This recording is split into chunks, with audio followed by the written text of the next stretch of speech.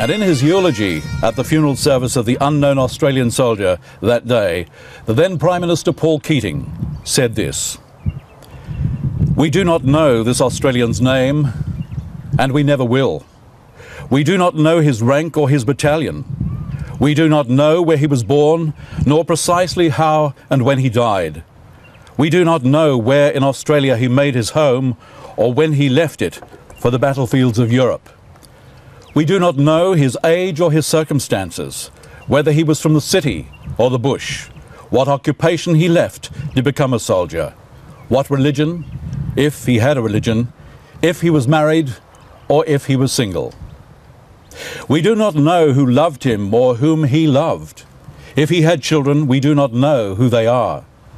His family is lost to us as he was lost to them. We will never know who this Australian was, yet he has always been amongst those whom we have honoured. We know that he was one of the 45,000 Australians who died on the Western Front, one of the 416,000 Australians who volunteered for service in the First World War, one of the 324,000 Australians who served overseas in that war, one of the 60,000 Australians who died on foreign soil, and one of the 100,000 Australians who have died in wars this century. He is all of them, and he is one of us. This Australia and the Australia he knew were like foreign countries. The tide of events since he died has been so dramatic, so vast, and so all-consuming. A world has been created beyond the reach of his imagination. He may have been one of those who believed that the Great War would be an adventure too great to miss. He may have felt that he would never live down the shame of not going. But the chances are he went for no other reason than he believed that it was the duty he owed to his king and country. Because the Great War was a mad, brutal, awful struggle, distinguished more often than not by military and political incompetence.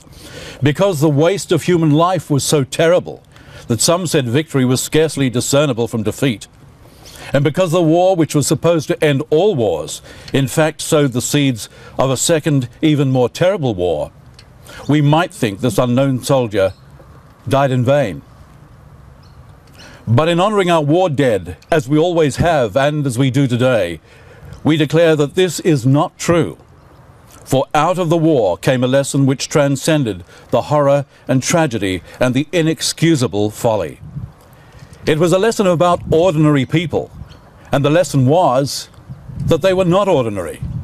On all sides, they were the heroes of a war, not the generals nor the politicians, but the soldiers and the sailors and the nurses.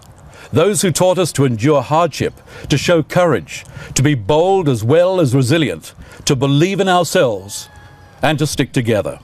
The unknown Australian is not interred to glorify war over peace, or to assert a soldier's character above a civilian's, or one race, or one nation, or one religion above another, or men above women, or the war in which he fought and died above any other war, or one generation above that has been or will come later. The unknown soldier honours the memory of all those men and women who laid down their lives for Australia. His tomb is a reminder of what we have lost in war and what we have gained.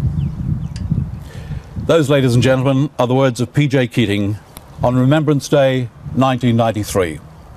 19 years on, the significance of November 11 and the war it commemorates is no less potent, no less significant, and it causes us to reflect upon those very brave Australians who have died in other wars and on other battlefields. They shall not grow old as we that are left grow old.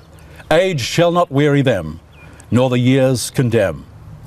At the going down of the sun and in the morning, we shall remember them.